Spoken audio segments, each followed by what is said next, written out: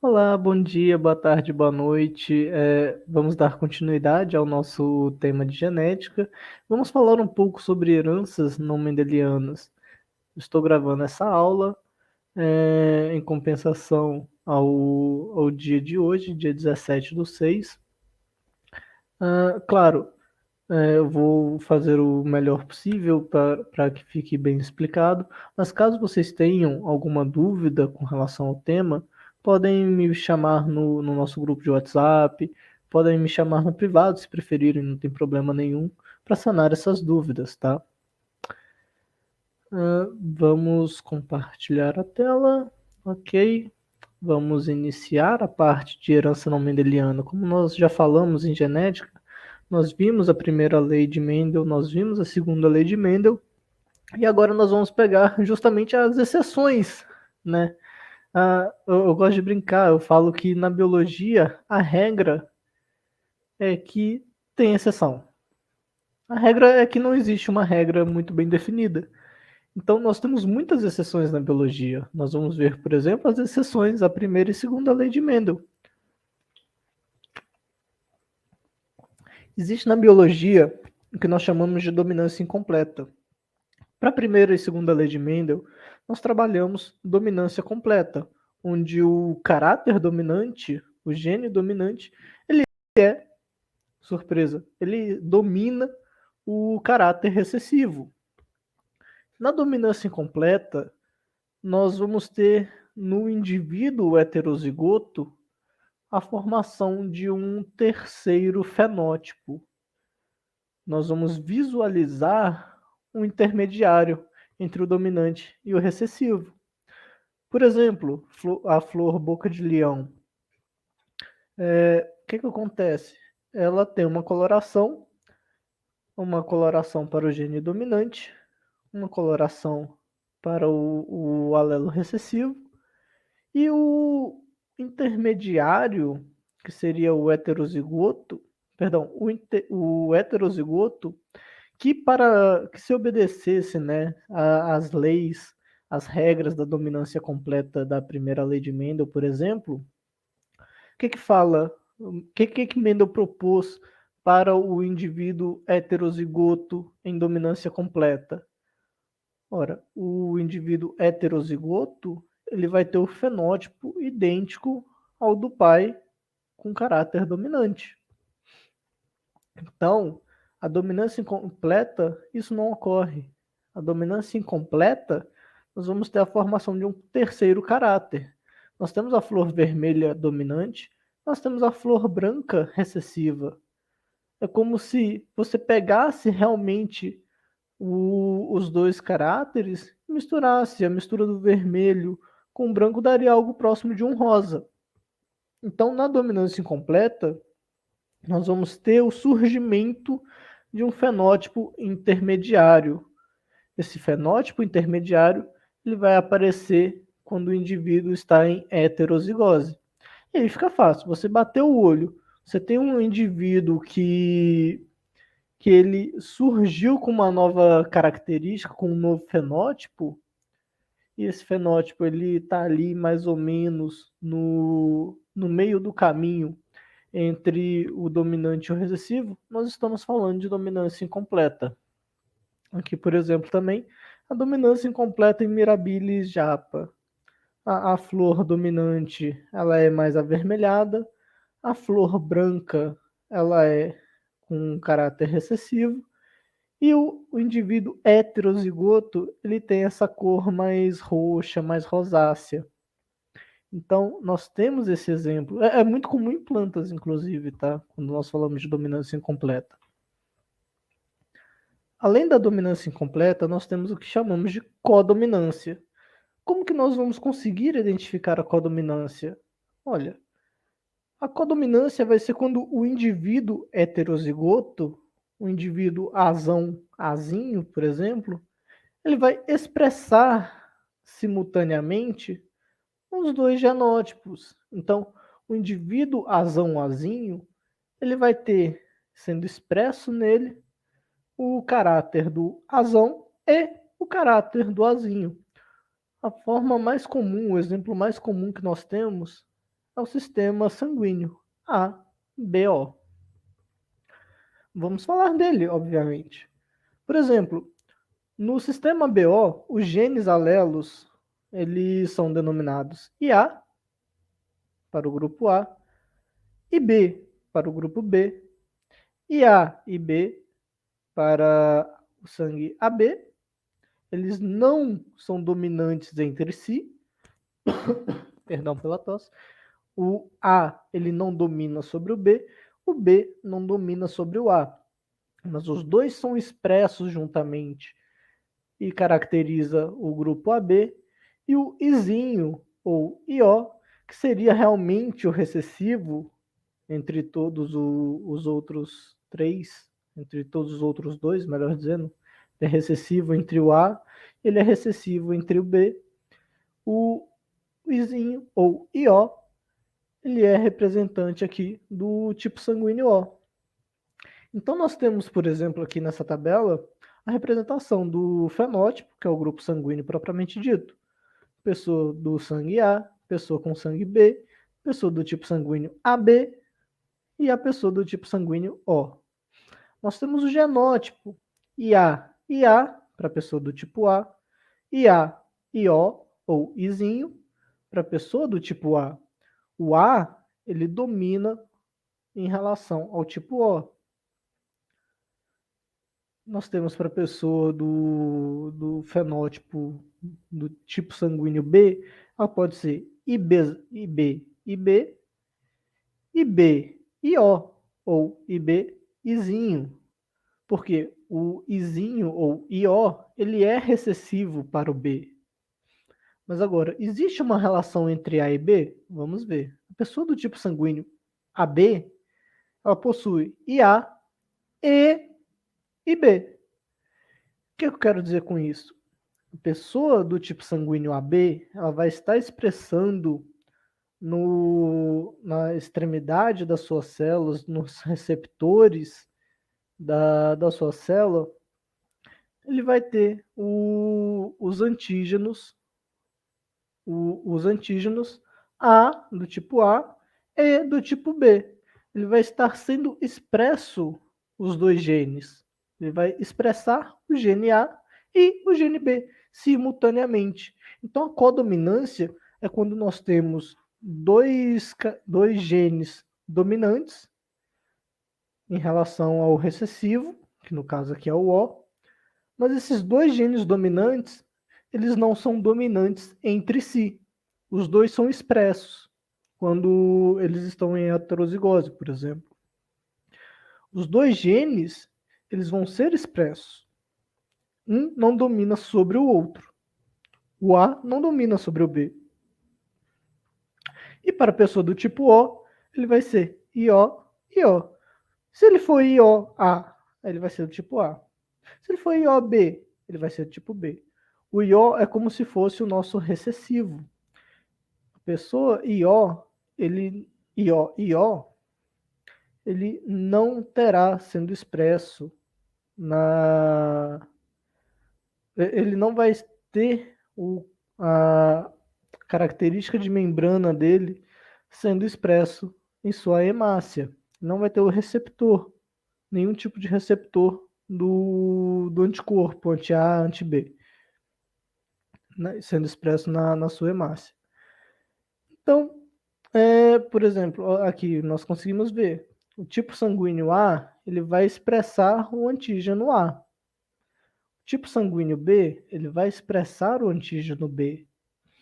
O tipo sanguíneo AB, ele vai expressar o antígeno AB, enquanto o tipo sanguíneo O, ele não vai expressar nenhum dos antígenos. Desculpa pela tosse. Quando nós falamos de tipo sanguíneo, nós também falamos de fator RH. O fator RH, ele segue a herança mendeliana dominante completa. O que eu quero dizer com isso? Ele obedece à primeira lei, ele obedece à segunda lei. E é bem simples, na verdade, o RH. Nós temos o genótipo, RH positivo, RH negativo. Na verdade, aqui está trocado. Peço perdão, aqui está trocado. Aqui o Rzão, Rzinho, ele é o genótipo, o Rzinho, Rzinho, ele é o genótipo, e o fenótipo, ele ficaria desse lado aqui, tá? Peço perdão, está errado, mas estamos fazendo a correção, fiquem atentos quando forem voltar nessa aula. Então, o que acontece? O genótipo do RH, o fenótipo RH positivo, ele vai obedecer à primeira lei de Mendel. Então, ele vai aparecer, a pessoa com RH positivo, ela pode estar sendo expressa no genótipo homozigoto dominante ou em heterozigose. A pessoa com RH negativo, ela só vai estar sendo expressa porque o gene dela, o cromossomo dela, possui os dois Rzinhos. Ele é um homozigoto recessivo. Então, nós temos para RH positivo, ele tem que ter pelo menos um dos genes dominante. Para o RH negativo, ele tem que estar em homozigose recessiva, ok? Alelos múltiplos. O que é alelo múltiplo? Vamos lá. É a herança determinada por 3 ou mais alelos que condiciona um caráter e obedece padrões mendelianos. Então, por que é exceção, né? Por que está fugindo a parte mendeliana? Porque vamos ter a formação de mais caráteres. Nós vamos ter mais alelos. Esses alelos, eles sim dominam entre si, diferente da codominância. Calma que vai ficar mais claro quando chegar o exemplo. Cada indivíduo ele vai ter 2 alelos de origem paterna, um de origem paterna e um de origem materna. E esses novos alelos, eles vão surgir por mutação, que vai provocar alteração na proteína original. O que eu quero dizer com isso? Nós temos aqui o alelo azão. O alelo azão foi passado de geração em geração. Ele sofreu mutação e surgiu um novo alelo, o alelo azinho. Então agora nós vamos ter 2 alelos. O azão, que ele continua, e o novo alelo, né? O alelo que acabou de surgir, azinho. Com o passar da geração, papapá, azinho, azinho, azinho, azinho, azinho, esse alelo azinho poderia ser inclusive o azão também, de novo, não teria problema. Esse alelo azinho, ele pode sofrer mutação novamente. E esse alelo azinho linha, ele vai ser diferente do alelo azinho, que vai ser diferente do alelo azão. Porém, eles obedecem os padrões mendelianos de dominância. Então, o que eu quero dizer com isso? O azão, ele pode ser dominante em relação ao azinho e vai ser dominante em relação ao azinho linha. O azinho, ele vai ser dominante em relação ao azinho linha.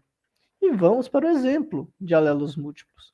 Nós temos o exemplo mais clássico, é o cor da pelagem de coelhos, que é determinado por 4 alelos. Nós temos o coelho cinzento, ou selvagem, ou agute, que é o coelho que apresenta no seu gene, no seu genótipo, um cesão. Está representado aqui por cesão. Então, independente dele ser cesão qualquer coisa, ele vai ser um coelho cinzento, ou selvagem, ou agute. Por que cinzento, selvagem ou agute? É falar 6 e meia dúzia, tá? Tanto faz. Mas é bom que nós utilizemos dos termos para vocês ficarem familiarizados. Difícil. Para que fique mais fácil para vocês, tá? O alelo CH, aqui por exemplo, ele vai dar a característica do coelho chinchila, que é esse coelhinho mais cinzinha, mais clarinho, com orelhinhas menores. O alelo CH, ele vai caracterizar o coelho Himalaia, com a pelagem Himalaia, que é justamente esse com pelo branco, focinho preto, as orelhas pretas. E o C, Azinho ou Czinho, ele vai caracterizar o coelho albino, que é aquele coelho mais clássico, assim, acredito eu, que a maioria das pessoas, quando vem a imagem de um coelho na mente, normalmente vem esse coelho branquinho com os olhos vermelhos, de olhos vermelhos e pelo branquinho, né? Já diria a música do Coelhinho da Páscoa. E observem, o Czinho ou Cazinho, o coelho albino, ele é o mais recessivo de todos. O alelo CH, ele vai ser expresso somente em homozigose, quando for CH, ou quando ele estiver em heterozigose com o recessivo, que é o albino. Então, Czinho vai caracterizar a pelagem do tipo Himalaia. O chinchila, ele vai dominar em relação ao Himalaia. Então, vamos ter o CCH do chinchila, sendo expresso quando ele estiver em homozigose, CCH, ou heterozigose. Essa heterozigose ela pode ser representada por CCH do chinchila com o CH do Himalaia, ou CCH do chinchila com o Czinho do albino. Então, notem que existe uma hierarquia aqui de dominância. O albino ele só vai ser expresso em homozigose recessiva. O Himalaia ele pode ser em heterozigose com o albino ou em homozigose dominante, por assim dizer, porque ele vai estar dominando. O chinchila ele aparece quando está em homozigose ou quando está em heterozigose com o Himalaia ou albino. E o cinzento, cara, o cinzento, se tem o cesão, vai ser o cinzento. Ele é podemos dizer que ele é, entre aspas, assim, o mais dominante dentre os alelos. Ok? E, por último, mas não menos importante, exemplos de linkage. Também é chamado de genes ligados, linkage, tá? Vou comparar muito com a segunda lei de Mendel, que é aquela lei da segregação independente, quando nós trabalhamos dois alelos de uma única vez. Então, a segunda lei é basicamente, que é a lei da segregação independente, ela é válida somente quando os pares dos genes estiverem em locais diferentes dos cromossomos, em pares de cromossomos diferentes. Quando os dois pares de um gene, os dois pares, Azão e Bzão, eles se encontram no mesmo cromossomo, nós dizemos que eles vão estar ligados ou dizemos que é um caso de linkage. Aqui, por exemplo, nós temos o gene A, aqui os cromossomos homólogos entre si, e o gene B. Notem que o B está no mesmo cromossomo que A. E aí, durante a formação de gameta, nós vamos ter aqui a formação de gameta Azão, Bzão, num único cromossomo, e Azinho, Bzinho, num único cromossomo. E qual que é a diferença, né, do linkage para a segunda lei? Quando o dihíbrido ele produz 4 tipos de gameta, como que você vai identificar isso, né, durante a divisão celular, durante a meiose? Quando esse dihíbrido, o que é o dihíbrido? É o Azão e Bzão, você está trabalhando duas características simultaneamente. Ele está produzindo gametas na mesma proporção, vai ser um caso de segunda lei de Mendel. Isso quer dizer que os cromossomos eles não vão estar ligados. Como que você vai observar isso? Proporção. Nós vamos ter um exercíciozinho daqui a pouco para ficar mais claro. Quando ocorrer a formação de 2 gametas, ou até mesmo 4 gametas, mas com proporções diferentes, aí nós vamos ter o caso de linkage. Então, formação de gametas em mesma proporção, 25% para cada um dos gametas, nós vamos ter segundo a lei de Mendel. Se fugir a isso, é linkage. É bem simples. Por que linkage vai ter essa proporção diferente entre eles? Basicamente por causa do crossing over que nós vimos lá na prófase 1 da meiose 1, que ocorre no paquíteno da prófase 1. Então, durante a formação dos tipos de gametas, se não ocorrer o crossing over, ou até mesmo pode ocorrer o crossing over, mas aí vai depender da distância entre os genes em si. Mas enfim, se ocorrer o crossing over em genes ligados, você vai ter uma diferença de proporção. Se os genes estiverem em cromossomos separados, pode ocorrer o crossing over do mesmo jeito, mas não vai alterar, porque eles vão estar separados. Aqui, por exemplo, no caso de hibridismo, nós temos os genes separados, tá? Azão, azinho, bezão, bezinho, e nós vamos ter a formação de gameta. Isso aqui é a segunda lei de Mendel, tá? E a chance de você ter esses gametas, a chance de você ter cada um dos gametas vai ser a mesma. Vai ser 25% de chance desse, 25% de chance desse, 25% de chance desse e 25% de chance desse. Enquanto em linkage, você vai ter os genes ligados. Aqui, ó. Você vai ter azão, bezão, azinho, bezinho, da mesma forma que você tinha aqui, porém, eles vão estar em um único cromossomo. A azão está ligado ao bezão. O que acontece? Você vai ter a formação, você pode ter a formação de gametas iguais aos gametas originais, a célula original. Nós vamos chamar esses gametas de parentais, ou você pode ter a formação de gametas recombinantes. Esses gametas recombinantes, como se você pegasse essa perninha aqui do B e trocasse aqui com um Bzinho. Quando que isso vai ocorrer? Quando você tiver o processo de crossing over. E o crossing over, ele vai resultar em uma proporção diferente. Não vai ser a mesma chance de ocorrer todos os gametas.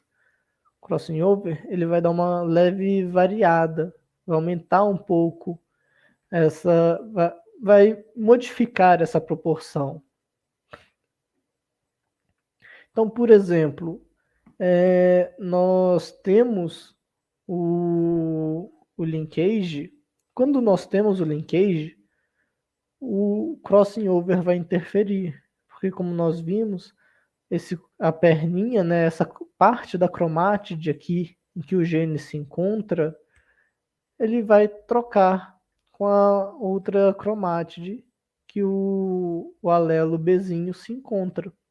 E aí vai dar uma diferença. É como se, por exemplo, a chance de formar os gametas parentais fosse 40% para cada um, 40 com 40 dá 80%, e vão sobrar 20% de chance de formação de gametas recombinantes. Então, vai ser 10% de chance de formar o azão Bzinho e 10% de chance de formar o gameta azinho Bzão, ok? Então, existe a segunda lei, existe linkage. Como que você faz para identificar? Observa a proporção da formação de gameta. É simples, não é tão complicado quanto parece, beleza? Mas, se vocês tiverem dúvida, podem me procurar, fiquem à vontade. Vai ser um prazer sanar a sua dúvida. Eu estou no grupo de WhatsApp com vocês. Vocês podem me perguntar lá mesmo, ou até mesmo perguntar no meu WhatsApp pessoal, chamando no privado. Falar, Yuri, eu fiquei sem jeito de mandar a pergunta ali no grupo. Você consegue me explicar melhor isso aqui? Pode mandar que vai ser um prazer, tá bom? No mais, uma boa noite a todos. Boa noite, um bom dia, uma boa tarde, uma boa madrugada a todos, a todas, a todos. E eu aguardo vocês na semana que vem, na nossa próxima aula. Um grande abraço, fiquem bem.